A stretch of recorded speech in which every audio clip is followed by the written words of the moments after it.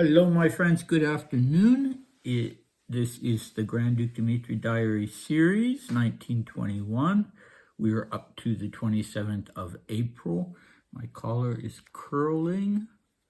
Not good. So I'm in Dmitri's room today. I just cannot get warm today. So I brought a little space heater into Dmitri's room, which is pretty small compared to some of the other spaces I am in during the day. So now I'm finally warm. Not a day for sitting out on the balcony, at least not for me.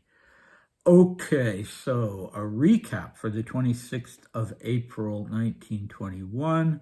Well, the siblings and the brother-in-law and the stepmother were all at church on Holy Tuesday, and they had special accommodation. They were in a little side room close to the altar, but it appears that that was quite possibly the last time that happened. Then Dmitri went off and had lunch with Prince Gustav of Denmark, and there was possibly, if Dmitri perceived correctly, a little bit of discontent with the fact that Dmitri was served first. He was given precedence over Gustav. Maybe waiters at the Ritz were trained in that sort of thing. But yeah, I don't know if that was correct or incorrect, that Dmitri should be served first. And then there was redheaded Mitya. Gosh, can't even remember what his last name was. Sheremetyev, who entertained with gypsy ballads, and Maria also sang some gypsy ballads. So our cast today, aside from the usual people, we have one newcomer, Nikolai Dubensky. I'm not sure where the stress is. Okay, so 27th April 1921, Wednesday, Paris, 76 Rue Miromesnil. It is Holy Wednesday. Here we go. At 11 o'clock, I went to church, then home, because young Dubensky was coming to see me. He came to ask me about his proposed trip to London. He'd received orders from Berlin to go there and establish contact with the local monarchists. It wasn't entirely clear to me who had given him that order, and anyway, he's hardly likely to make a big splash in London. I lunched at Maria's, then went shopping and to the tailor's with Shagubatov. I had tea with cocoa at the Ritz. At 6 o'clock, I went to church and had a quiet dinner at Maria's. All right, so the B word is spoken in this diary entry, by which I mean Berlin, but no big deal. So Dubensky, Nikolai Dmitrievich, he was young Dubensky because his father was also a figure in the emigration, General Dmitri Dubensky, and he was not only a military man and a staff officer, but a big publisher, both in Russia, and I think he continued that in immigration. I'm talking about the father now, and he was a horse breeder, an important horse breeder for the army as well. And Dmitri even calls him Papasha, I think, at one point. So they knew each other well. But old Dubensky was not long for the world. He would die 2 years later in 1923. Meantime, the younger man, Nikolai, who was 2 years younger than Dmitri, so not a lot younger, and was of the same rank as Dmitri, he was a captain, a cavalry captain. He comes to see Dmitri to ask about maybe he wanted some contacts or something in London. He wants to ask him about his proposed trip to London. Unfortunately, Dmitri doesn't tell us what he wanted to know. You know, if he asked, oh, is this a good idea? Who should I contact? What can I expect? Just a side note, I've forgotten to mention that the Dubenskys were evacuated from Crimea on the famous Marlborough, the famous HMS Marlborough, the ship, the British naval vessel that also brought the Dowager Empress and Ksenia and the Yusupovs, and yeah, a lot of the imperial family. So there was a connection with England, but I think they were living in France, and so Dubensky is being sent by the monarchists in Berlin to establish contact with the monarchists in England, or possibly not just in England, but in Great Britain. I don't know. So we know there's a little bit of a sinister side to some of the monarchist groups in Berlin and in Munich.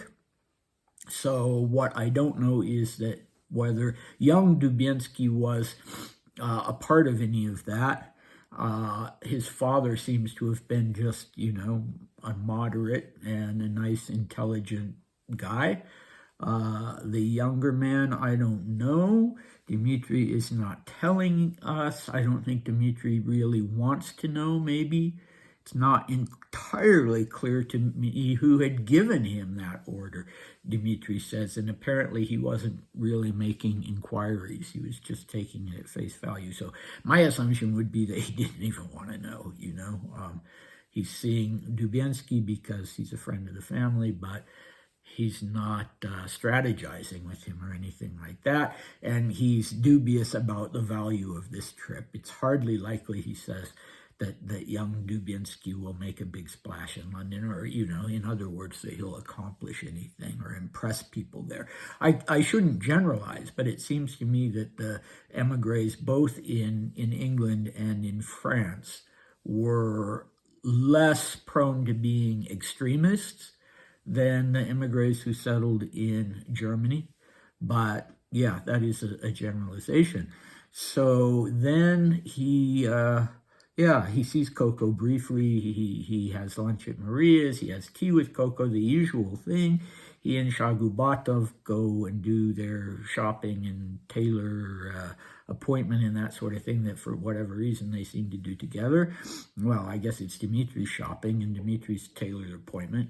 But, another thing that's really interesting is in this diary entry, aside from what's going on with young Dubensky, is that is the whole church scenario.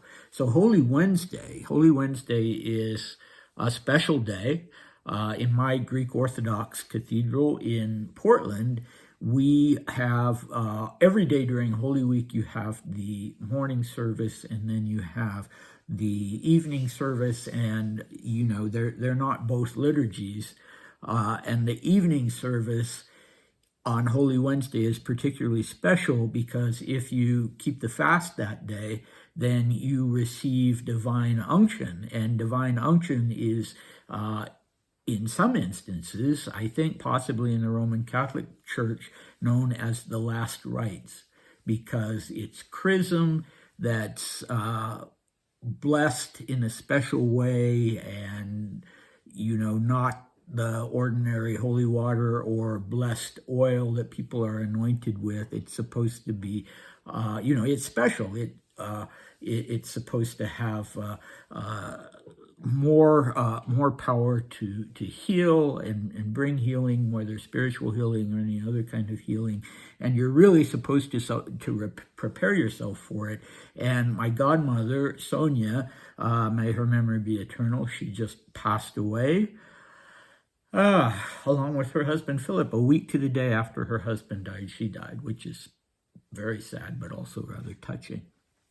So she always thought that this was scandalous, that this was done in the Greek Orthodox Church, because it is such a special blessing that it really should be divine unction. It really should be on an occasion when your life is despaired of. You may recover and you may not.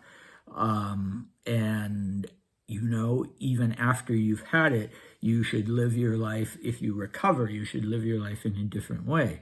But obviously, at my church, you're just expected to keep the fast and to go in the right frame of mind and receive divine unction. And, I've done it. I don't think there's any possibility that Dmitri was doing it. I don't think it was probably on offer. I don't know what's done on Holy Wednesday in the Russian Orthodox Church, but he certainly wasn't, if he had tea with cocoa, he wasn't preparing for divine unction. So anyway, that's just a side note, maybe not very interesting, but yeah, I think, it's important to know about the broader culture and to understand the lives of Russian immigrants at that time, or at all, even in Imperial Russia. So anyway, yeah, that's interesting. That's interesting. And he is preparing himself for what's going to happen next. So next time in the video for the 28th of April, this is the big day of his confession, and we're going to find out some more about that. He's already talked about it in the long diary entry of the 30th of April, but now we're going to learn some more about that.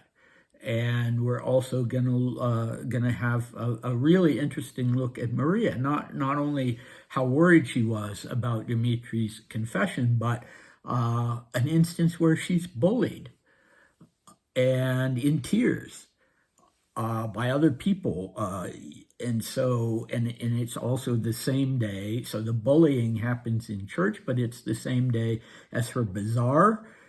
If you recall, she had arranged this bazaar to be held, and it's kind of, I don't know, it strikes me as strange that it was going to be held, during the end of Holy Week. I can't imagine, but anyway, I guess that wasn't a scandalous thing in that community, but, she's under tension because of that, and then there's this incident where she is bullied. And so, yeah, I found that very interesting. Sad, but interesting. And, it's always touching to see how solicitous Dmitri was of his sister's well-being. And yeah, so come back for that, and I'll see you next time. Bye.